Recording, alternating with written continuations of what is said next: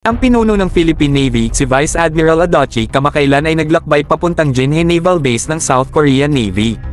Doon, nagkita siya sa mga liderato ng South Korea at sinaliksik ang submarine na ROKS Yunbong-hil pati na rin ang retiradong corvette na ROKS Andong. Ang saya-saya, di ba?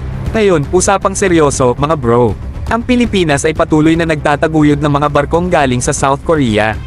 At alam nyo ba, hindi sila titigil doon. Ang Philippine Navy ay nakatuon sa Hanwha para sa kanilang mga future submarine.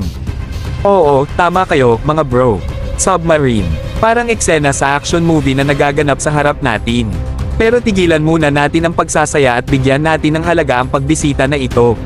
Ang samahan ng Pilipinas at South Korea sa larangan ng pandayuhan na depensa ay patunay ng lumalakas na pagkakaibigan at tiwala sa pagitan ng dalawang bansa. Hindi lang nito pinapalakas ang ating kakayahan sa karagatan kundi nagtataguyod din ito ng pakikipagtulungan sa pandaigdigang entablado.